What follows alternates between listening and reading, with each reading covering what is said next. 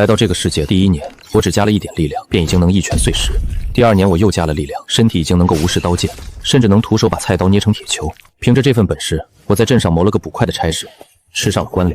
第3年，大秦与北狄开战，幸运的是我无亲无姐，官府怕我这种光脚的不稳定，既怕我逃也怕我反，所以没抓我去充军。但不幸的是，我的捕头被拉了去。临行前，捕头红着眼眶，把自己年仅10岁的女儿云婉霜托付给了我。这一去便成了永别。第4年，拥有4点力量的我，已经不是普通人能理解的存在。所谓刀剑、拳脚、忍术，在我面前都已经没什么意义。男的赶出去，粮食银子全抢光！神捕快呢？快去找神捕快！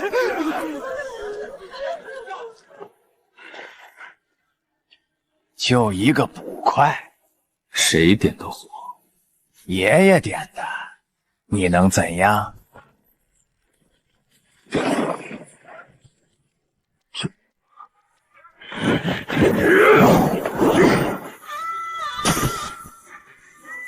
他的手是铁打的吗？装神弄鬼！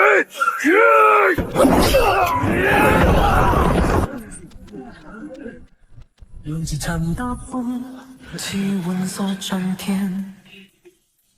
长离呀，你就是咱们甘棠镇的守护神！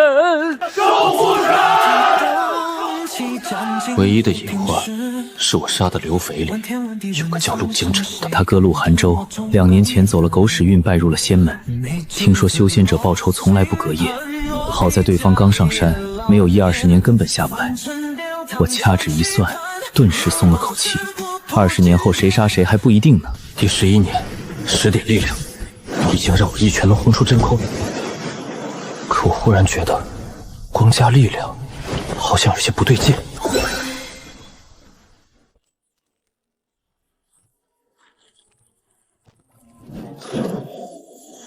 那一年，我走路捡钱，空钩钓鱼，进山还能采到老参，简直像天命之子附体。第13年，2个消息同时传来。坏消息是，前线噩耗，云镇山战死了。好消息是，玄霄宗仙师下山收徒，声称此地有大气运者。此地有大气运者，可入我玄霄宗。仙人是仙人，玄霄宗的仙师下山收徒了。我原本以为那个人是我。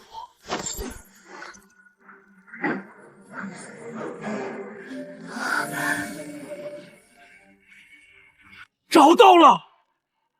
结果测出来的大气运者竟然是袁婉霜。我不走。为什么？你骗得了别人，骗不了我。这些年，所有人都在变老，只有你没有。我想修仙，等我修到能长生的那天，我就回来找你。我可以拜入仙门，但我有一个条件。说。我要带上他。无运反骨，带回宗门只会是累赘。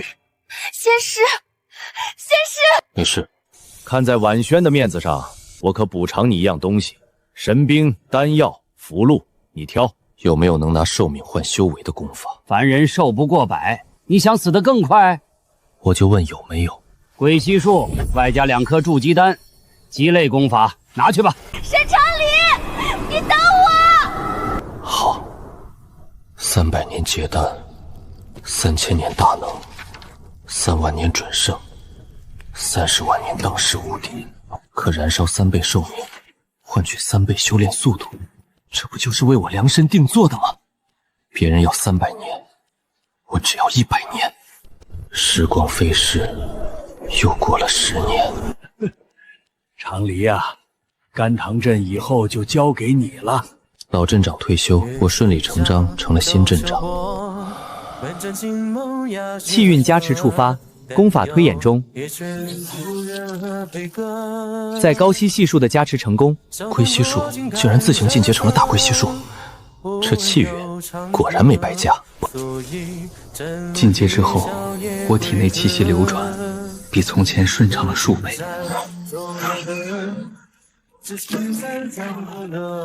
一片叶子打穿了山，沈站长真不是凡人。看见了就别乱传。我亲眼看见的，沈站长一弹指，一片叶子飞出去，山洞都被打穿了。那哪里是武功，那分明是仙法。沈镇长能摘叶飞花，洞穿谗言，他修的不是武功，是仙法。小武林藏着一位活神仙，请先生收我为徒。我全家被魔门所害，此仇不共戴天。30年河东，30年河西。先生，只要您教我必横扫天下。我虽经脉尽断，但心比天高。被灭门的孤儿，被退婚的天才，经脉尽断的废柴，一个个一看就是主角模板。不收啊！今天必须分个高下。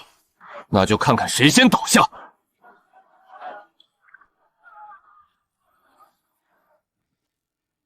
开始吧，让我看看这位沈先生到底藏的有多深。听说小武林有位深不可测的沈先生，我倒想见识见识。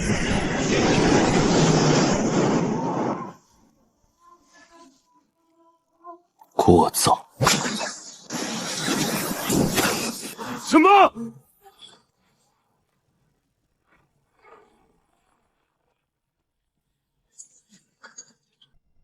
一道刀气被一滴水打碎了。果然，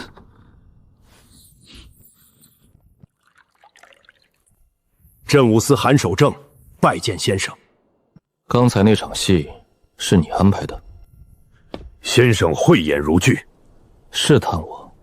事关国运，不得不谨慎。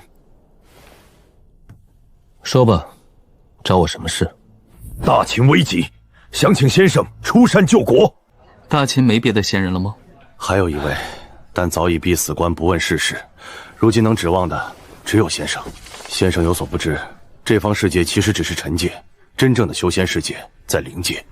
先生有所不知，这方世界其实只是尘界，真正的修仙世界在灵界。灵界修士若强行下到尘界，会被天道压制，所以很少有人下来。我听后恍然大悟，同时又有点欣喜。看来这个世界没多少真正厉害的人物。先生，您看出山之事？不去。啊？打仗是另外的价钱，而且太危险。又死人了！这死法几十年前也出现过。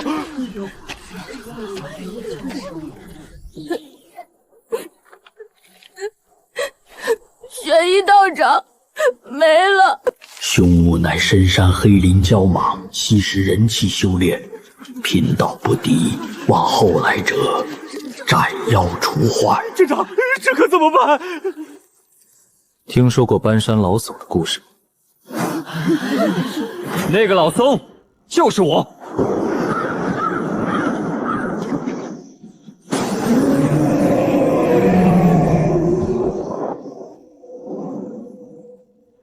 躲里面是吧？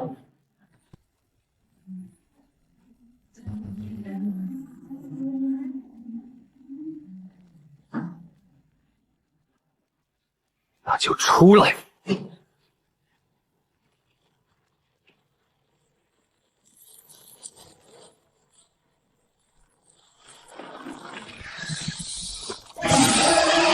谁敢回我洞府？原来还没化交。我只差100人便可化交，你断我仙途，不怕遭天谴吗？不好意思，我不是这个世界的人。龟不咬这边天道馆，还真不好说。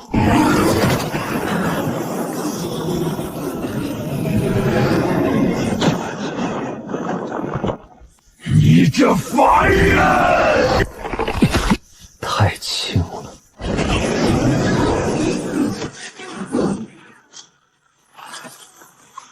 我要吞了你！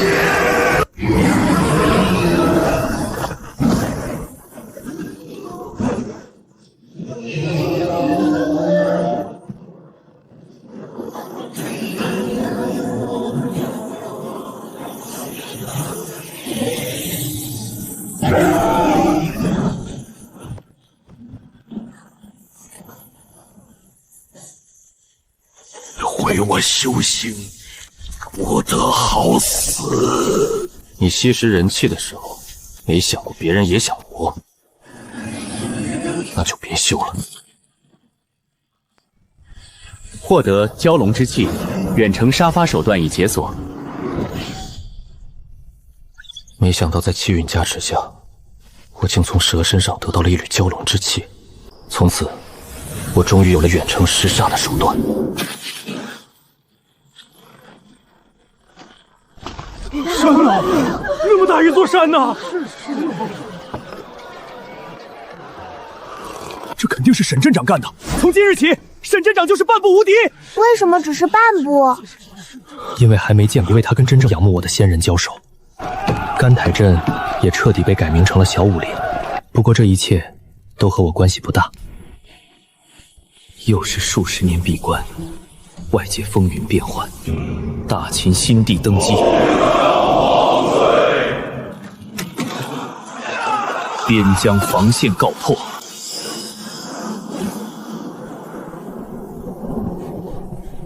仙人是仙人，他是陆寒州，30年前拜入仙门的陆寒州。而小武林，我弟弟陆京晨死在这里。听说你们镇中还藏着一个能摧山断河、宛如仙人的人，叫他出来。沈先生，陆寒州回来了，他要杀你。陆寒州就是30年前那个陆京晨的哥哥。哦，先生，您不慌吗？有客自远方来，当然得先砰砰两句。打不死，再赶出门也不迟。是你杀了我那个废物弟弟？是。杀了他，我屠光你们这群蝼蚁便更加师出有名了。你杀心太重，凡人也配教训我？快躲！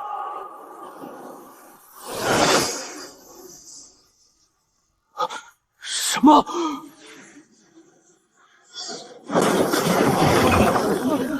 这就是仙人吗？我有些失望。凡人，你找死！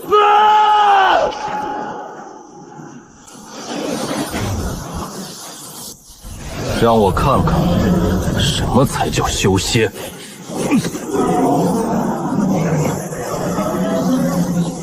不可能！你明明只是反骨！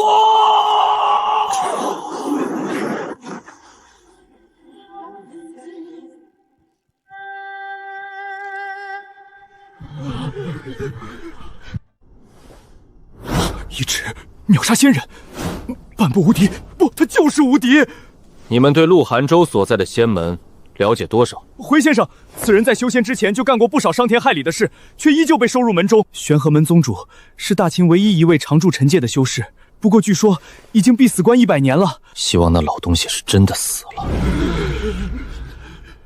能教出陆寒州这种货色的，铁定不是什么好人。先生，您这屋子太旧了，我等愿为先生重建府邸。不必。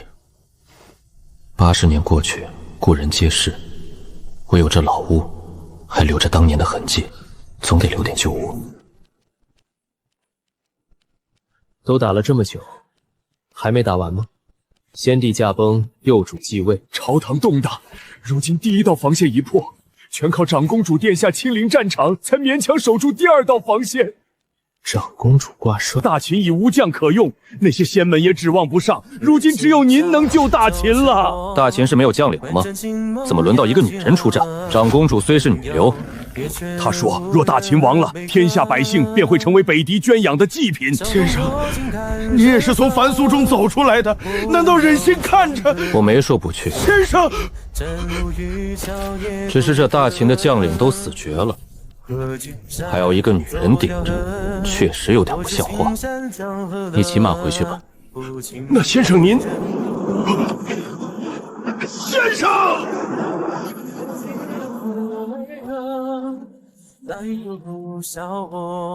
先生若肯出手，定能平定战事。行了，别给我戴高帽。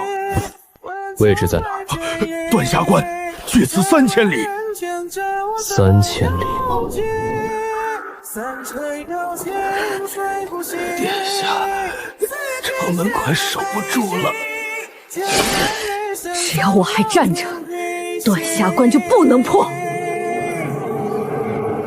小美人，本座乃蚩尤宗长老，看你有些灵根，若肯乖乖做本座的修炼顶器，本座或许可以留大秦皇族一丝血脉，否则今日便屠城炼魂。妖道，我大秦只有战死的公主，没有贵生的皇族。敬酒不吃吃罚酒。殿下，大秦要亡了吗？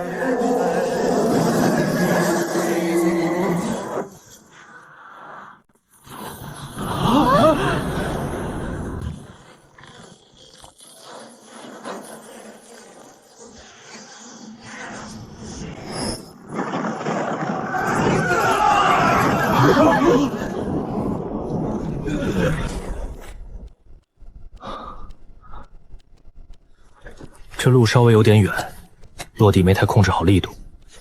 你是这里管事的？我是。敢问阁下是哪座仙山的仙师？我不是仙师，我只是个镇长。听说你们这里有人闹事，特来调解一下。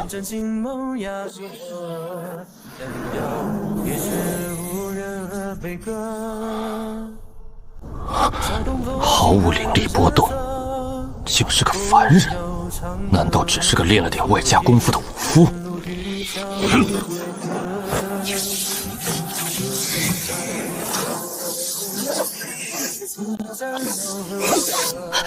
仙师小心！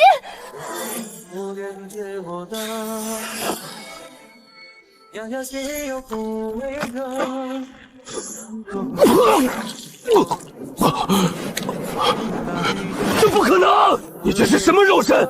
就算是体修也没听说过能徒手碰碎灵气的。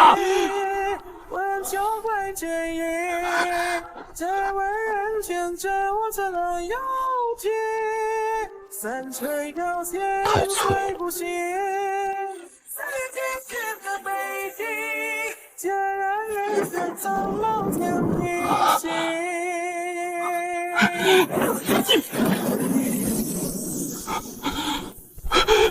道友饶命！我是蚩尤宗的人。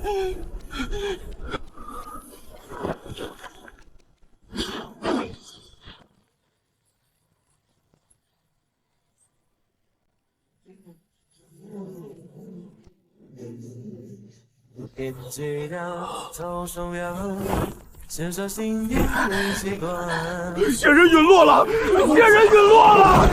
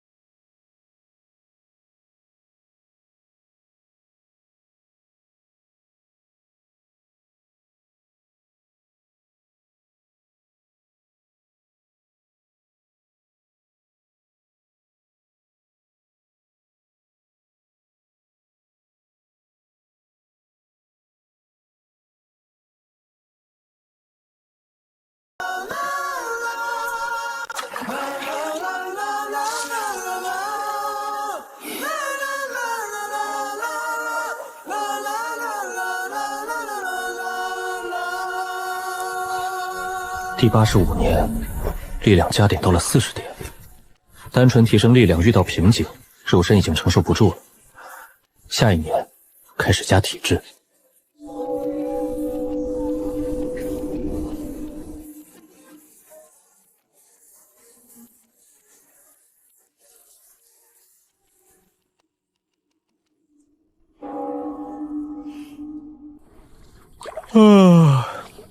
这10年里，我加了5点体质，5点气运。我的肉身坚硬程度已经堪比极品灵气，现在就算站着让金丹期打，估计也就是破点皮。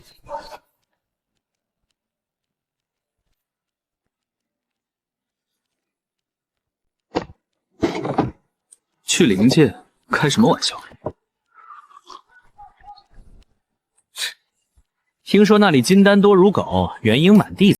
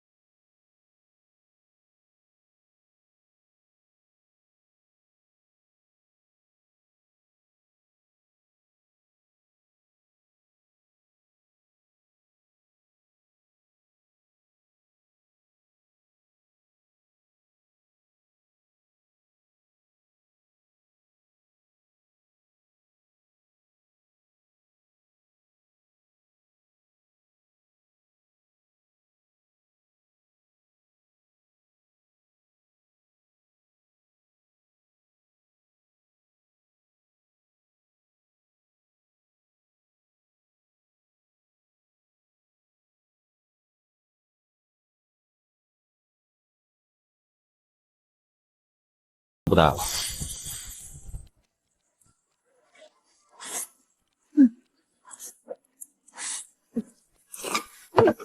好饱啊！老镇长，铁树开花了，那位素衣娘子都住了大半年了，你们不会就这样度过余生吧？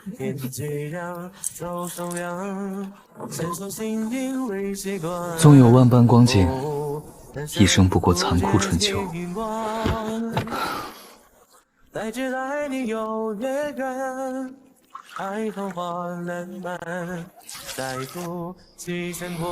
第115年了，这15年力量加到了50点，体质加到了20点，身体密度增长了很多，现在走路都得控制好力道。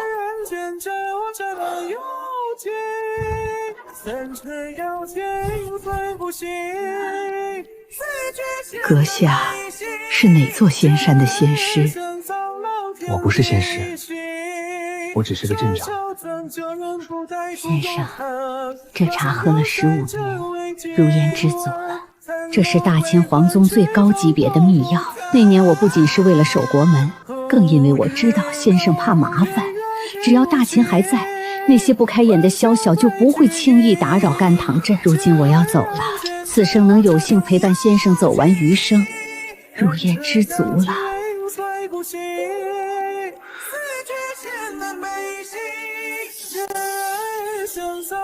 下辈子别生在帝王家，也别遇见长生者，找一个爱的人共度余生吧。第120年了，最近总是感觉到一种莫名的心悸，似乎是这个世界开始排斥我了。应该我的力量太强了，一呼一剑都会扰乱周围的天地灵气。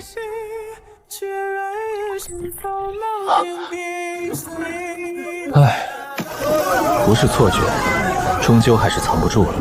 这个世界已经容不下我这个满级角色了。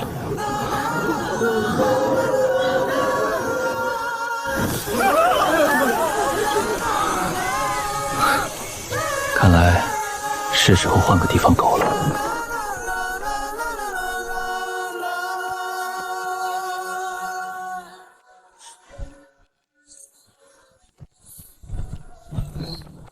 别催了，我自己走。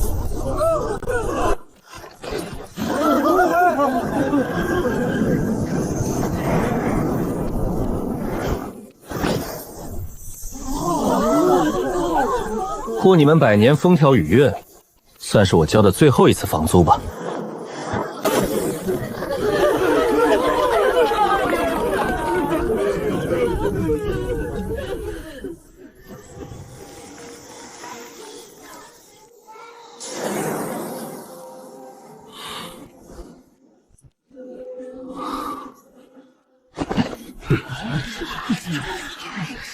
尘界飞升者，怎么看着平平无奇，身上毫无灵力biến动？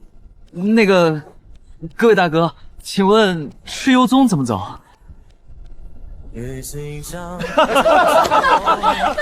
蚩尤宗，那可是北境藏阴山脉的魔道大宗，区区一个连炼气期都不是的凡躯，刚飞升就想去蚩尤宗，找死也不是这么找的吧？这位大哥，能指个大概方向吗？小子，你是从哪个穷乡僻壤来的？这种凡俗金银，在灵界连块下品灵石都换不到，你还当宝贝似的捧着？正北方往北30万里，阴气最重、黑云压顶的地方就是。不过我劝你别去，蚩尤宗拿活人炼魂可是出了名的。你这细皮嫩肉的，怕是连个全尸都留不下。多谢大哥提醒，我这人最听劝，办完事就立刻回来。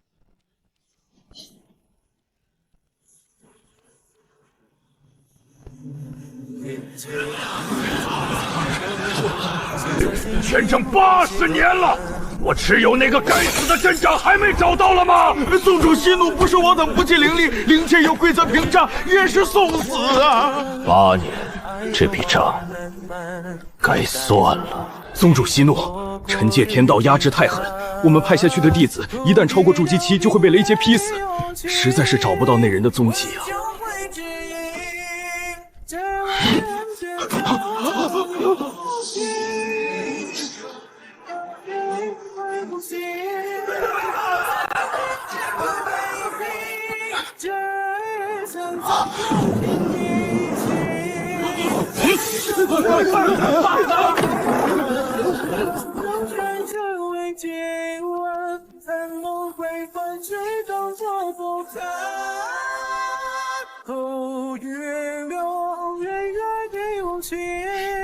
凡人没有半点灵力波动，怎么可能？怎么可能是凡人？阁下究竟是谁？为何回我蚩尤宗山门？我是甘棠镇的镇长。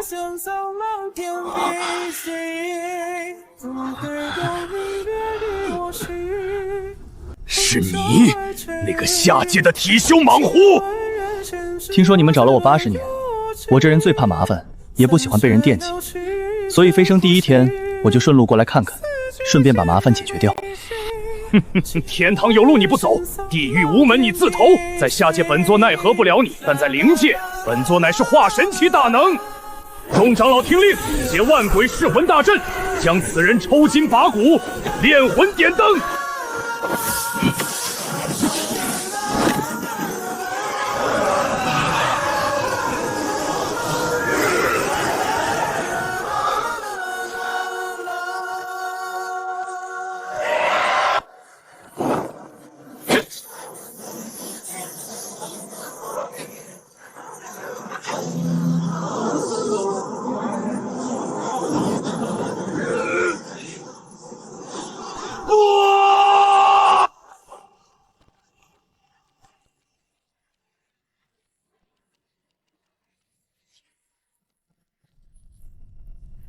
在下界的因果已经彻底斩断，应该没人再会来找我的麻烦了吧？要好好盘算一下接下来的生活。灵界的灵气这么浓郁，归西术的效果应该能翻倍。先找个山清水秀的凡人小镇，继续苟个1万年吧。等把各项属性点都加到1万点，那时候我应该就可以真正无敌了吧？听说了吗？前2天赤幽宗被灭门了，全宗上下没有一个活的，连山门都被填平了。是那个北境藏阴山脉的魔道大宗？可不是嘛，就是那个传承了3000多年的魔道大宗，听说是得罪了某位一拳轰没了。一拳把一座山门轰没了，这得是什么？谁知道呢？反正那等大人物不是咱们能妄加揣测的。喝酒喝酒，这世道能活着就不错了。小动作静看山色，不问又唱歌，所以真路与草也归客。隔金山走条河，我是青山交河的。人生不愿结我的，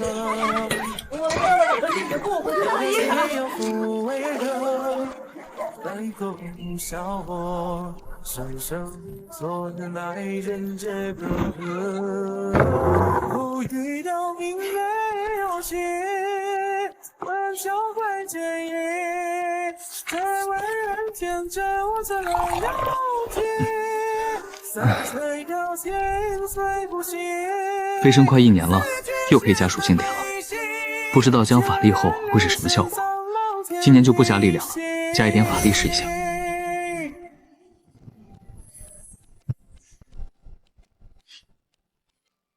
这虽然凌云看上去很弱的样子，弱到连炼气修士都未必看得上，但对我而言意义非凡。这意味着我终于不再只是个会抡拳头的镇长了，我现在是个会抡拳头的法武双修镇长。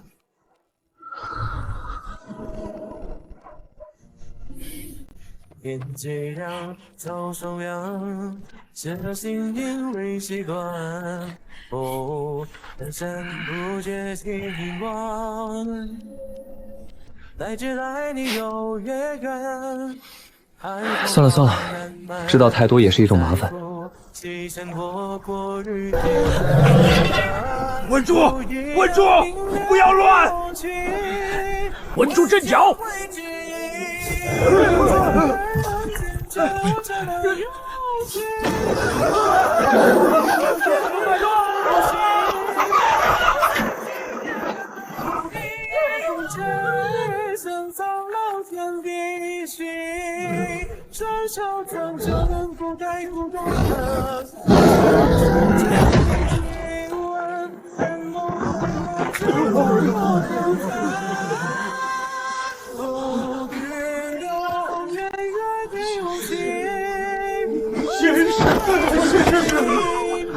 大家别这样，我不是什么仙师，也不是什么大人物，我只是个路过的外乡人。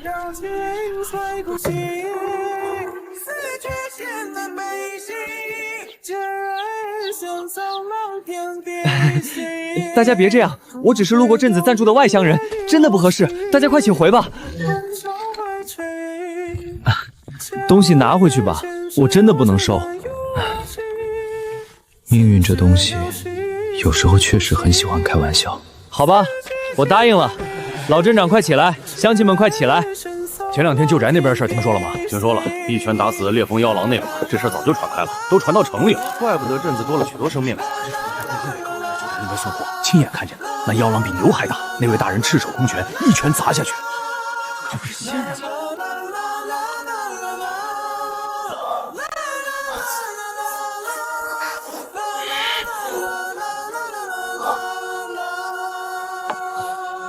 还好我机灵，跟我斗，一个个的我一眼就知道是什么主角模板，这一个个都是大麻烦，最好别来找我。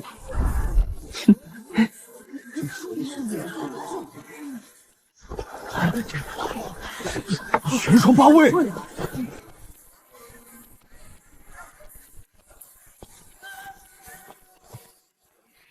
这天怕是要更冷了。玄霄宗圣女云婉霜。先生，晚霜能讨杯茶喝吗？我找了你100多年。你来就来，带这么多人做什么？不是我要带，是他们必须跟着。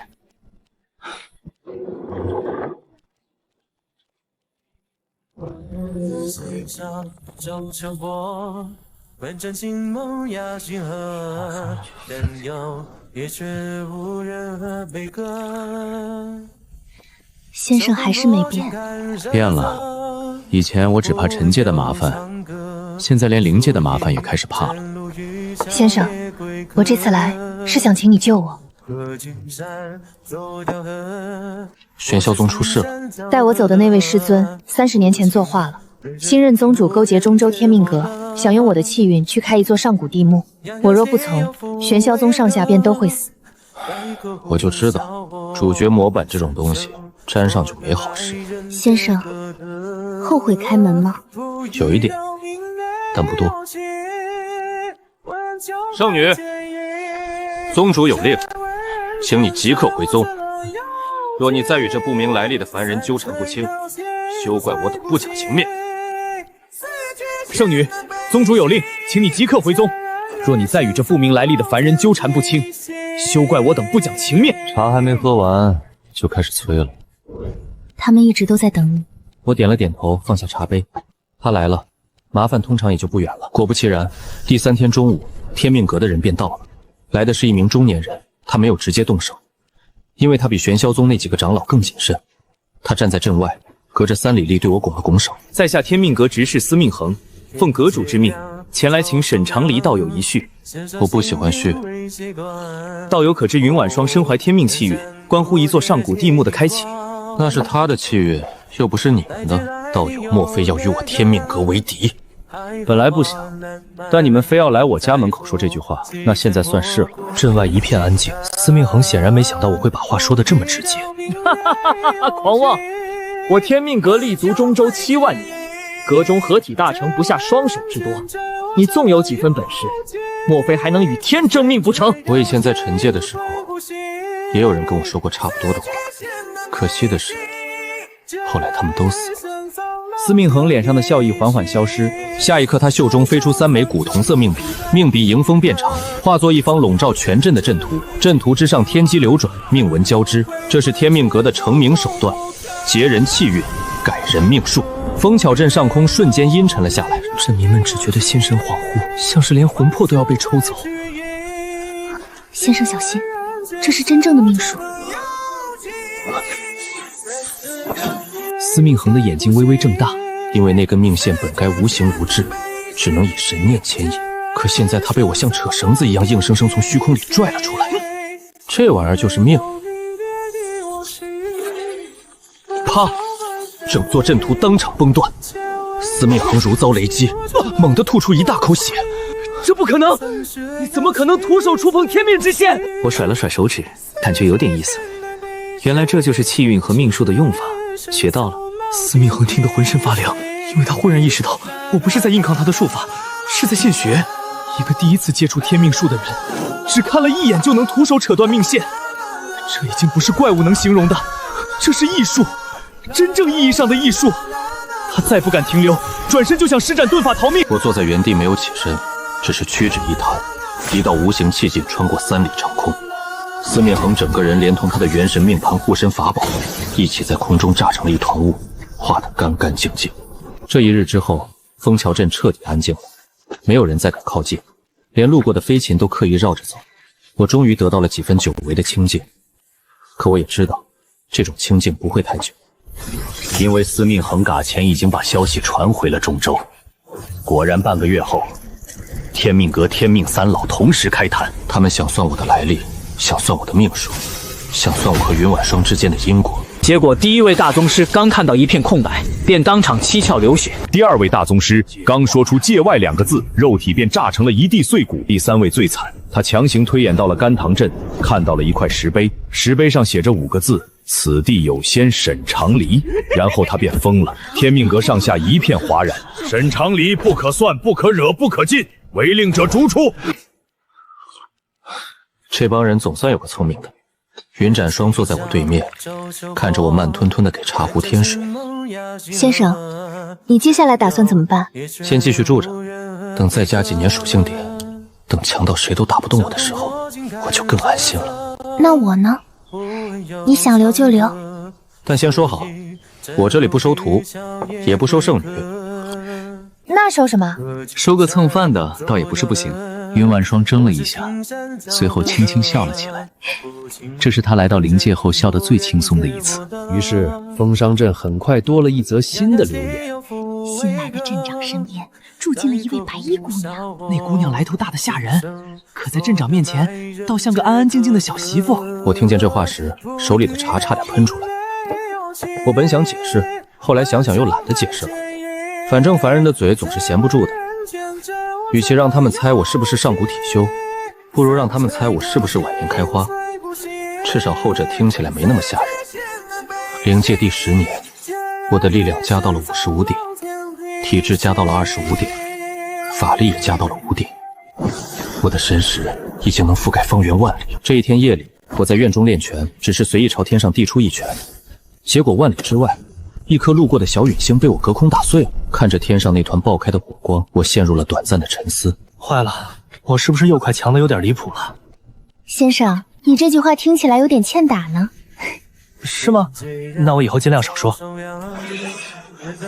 可还没等我继续安稳多久，一个更大的消息便从中州传遍了整个灵界，上古地幕提前现世了，而木门开启的钥匙之一，就是云婉霜身上的天命气运。与此同时，天命阁、大荒圣地、万妖山、无量剑宗4方势力齐齐发出诏令，凡提供云婉霜与沈长离行踪者，赏圣器1件；凡能擒住2人者，许1州之地。整个灵界都开始动了。我看着刚贴到镇口的悬赏榜文，沉默了很久，然后回头看向云染霜，我就说吧，沾上主角模板果然麻烦一辈子。云婉霜抿了抿唇，那现在怎么办啊？我低头把榜文撕了下来，回到自己的院中，坐在火堆前的椅子上，团成一团，随手丢进火盆里。火光映着我的斗笠，也映着我平静的有些过分的脸。怎么办？他们不是想找我们吗？那就别让他们找了。我缓缓起身，拍了拍衣袖上的灰。这次我们先去把他们全都找出来。我说走就走。云婉霜怔了一下，随即起身跟上。我一步踏出，地面瞬间炸开一个深坑。云婉霜只觉得眼前一花，四周景色便已疯狂倒退。中州很大，对灵界修士来说，大到穷尽一生都未必走得完。对我来说，也就是多跳几次。半个时辰后，我和云婉霜站在了天命阁山门之外。这里群山如棋，星轨垂天，99座侧天台高悬云海，的确有几分仙家气味。山门早已打开，没有阵法，没有埋伏，也没有杀气，只有一名白发老者独自站在山门前等我。这是天命阁阁主林官命。我看着那老头，觉得他比司命恒顺眼得多，至少他没有一上来就摆架子。林官命朝我深深一礼：“沈长离道友，老夫等候多时了。你们不是最会算吗？既然算到我要来，怎么不跑？因为老夫算了一夜，只算出一件事，跑得再快，也快不过道友的拳头。哼，你比上次那个聪明。”林官命嘴角抽了抽，没敢接话。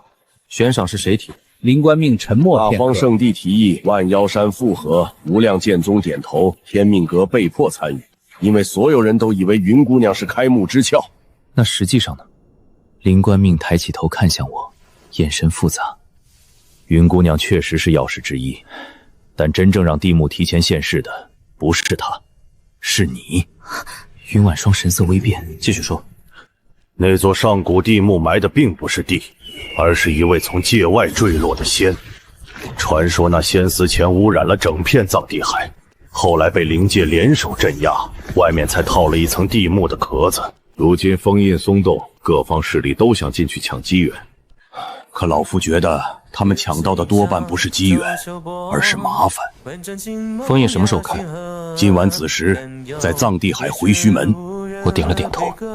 沈长离道友，今晚去的人很多，大荒圣主、万妖山主、无量剑宗主，甚至还有几位闭关多年的老怪物都会到场，他们未必是你的对手。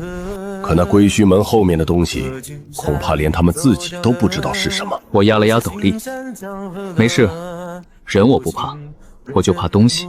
离开天命阁后，我们没有停留。藏地海在中州最东，海天一线，终年漆黑。等我们赶到时，整片海面静得像一口巨大的棺材，而在海中央，正悬浮着一座漆黑古门，古门高达万丈，门上刻满早已无人能识的古老符文。四方势力已经到了，东边是天命阁的人，却全都站得很远，明显一副我们只是来看热闹的样子。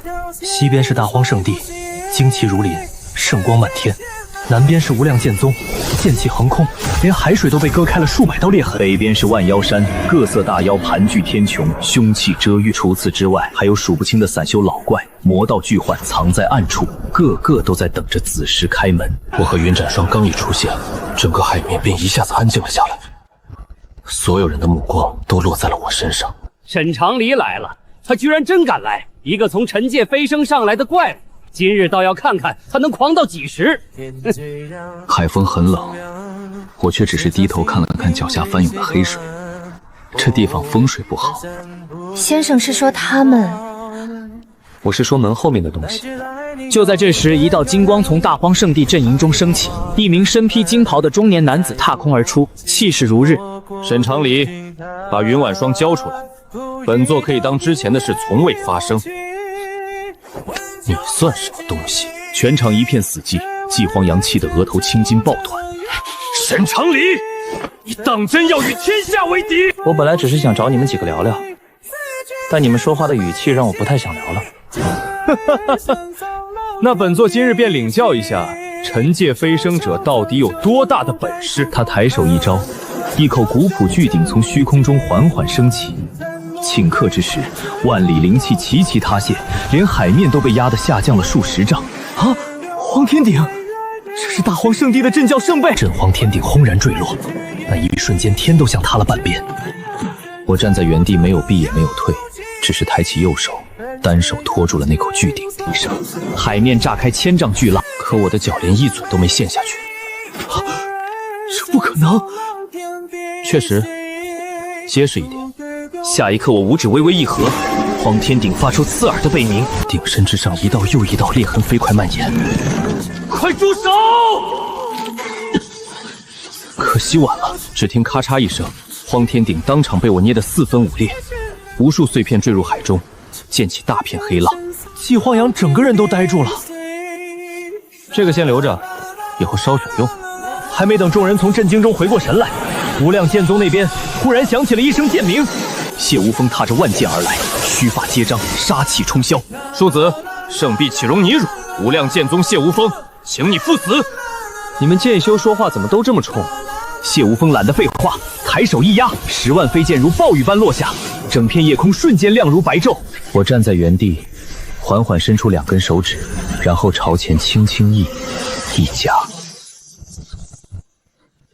下一刻，我五指一握，整条剑河猛地收缩，10万飞剑在空中被硬生生捏成了一团巨大的铁球。我的剑！我屈指一弹，那颗剑球如流星般倒飞而回，谢无风当场被砸成一片灰雾，剑修阵营瞬间死寂。就在这时，海中央那座漆黑古门忽然亮了。先生，他在看你。我也感觉到了，那不是错觉。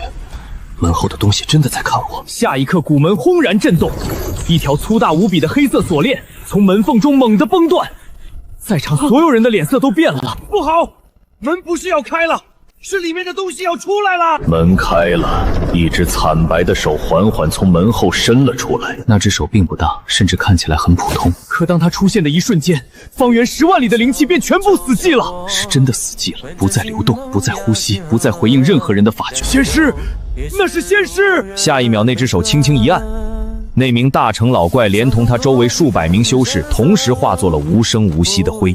全场大乱，刚才还高高在上的各方巨头，此刻全都疯了一样后退。有人施展血盾，有人燃烧寿元，有人甚至当场跪下磕头，可没有用。古门里的东西正在一点点走出来，那是一个浑身缠满断裂锁链的白衣人影，他没有五官，脸上只有一片平滑的苍白。可他抬头的一瞬，所有人都感觉自己被看见了。我还是第一次见到比我更像麻烦的东西。那白剑仙师缓缓抬起手，遥遥指向了我。刹那间，一股前所未有的危机感第一次真真正正地落在我身上。我脚下的空间开始坍塌，我的气血开始逆流，连体内的玄武长生经都发出了从未有过的轰鸣。我低头看了一眼自己的手臂，上面竟然裂开了一道细小血口。有意思，我来灵界这么久，你还是第一个打破我皮的。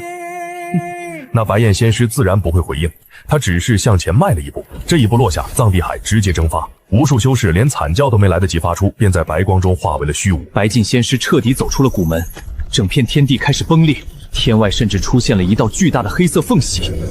我抬头看了一眼那道裂缝，眉头终于皱了起来，因为我忽然意识到，如果让这东西继续闹下去，以后别说狗了，我可能连个安稳当镇长的地方都找不到。本来只想出门讲个道理，怎么又变成收拾烂摊子了？先生，如果这次打不过，你就先走吧。胡说什么？我家还在风尘镇，桌角下面还压着地图呢。说完，我向前走了一步。这一刻，我不再压制自己的气血，也不再压制自己的神识，更不再压制自己那一身已经强到开始违背常理的肉身。轰的一声，我的气息第一次完整的在灵界展开，方圆10万里，山海齐鸣，无数还在逃命的修士齐齐被这股纯粹到极致的生命威压，压得跪了下去。他身上的锻炼同时飞起，化作9条灭世黑龙朝我绞杀而来。我抬手抓住第一条，反手就把它当鞭子扔了出去。第2条黑龙被我直接抽爆，第3条被我一脚踏断，第4条缠上我的腰，却只来得及收紧一半，便被我用气机硬生生崩碎。直接崩碎！仙炼，这到底是什么怪物？白剑仙师终于不再硬拼，他抬手对着天空一抓，他在开界门，他要把界外污染引进来。我听到界外2个字，动作微微一顿。界外，然后我忽然想起了之前被天命阁推演反噬时，他们嘴里没说完的那2个字，界外。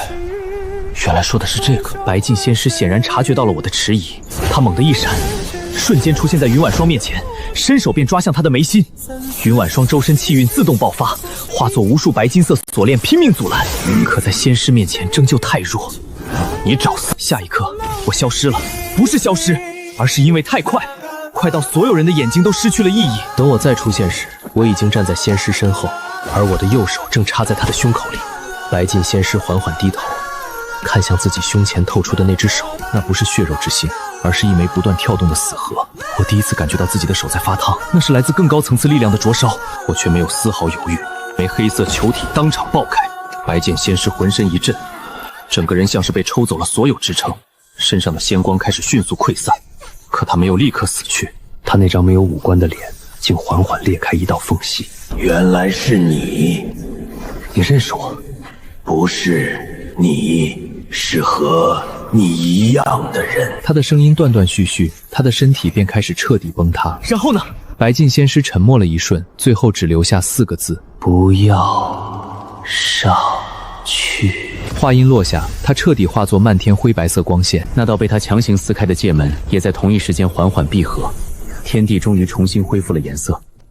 活下来的所有人都怔怔地看着我，没有欢呼，没有喝彩，只有一种近乎本能的敬畏和恐惧，因为他们亲眼看见了一个自称镇长的人用手掏死了一具仙尸。我站在原地，久久没有说话。云软霜走到我身旁，小心翼翼地看了我一眼。先生，你没事吧？有事。伤得重吗？不是伤，是麻烦变大了。云婉霜怔了一下，没忍住笑出了声。都这种时候了，你想的居然还是这个。就在这时，那座彻底敞开的古门深处忽然亮起了一道微弱光芒。我神识一扫，神色微微一变，里面还有东西。云婉霜顺着我的目光看去，要进去吗？我沉默了2息，本来不想，但刚才那仙师临死前的话让我很难当作没听见，尤其是那句和你一样的人。进去看看，看完就走。我一步踏入古门，云婉霜紧随其后。门后的世界并不是墓，而是一片早已崩坏的灰白废墟。这里没有灵气，也没有时间流动的痕迹，只有一座残破石殿孤零零立在废墟中央。石殿门口插着一块断碑，碑上没有灵界文字，也没有上古符文，而是我无比熟悉的字，简体字。我站在碑前，第一次真正愣住了。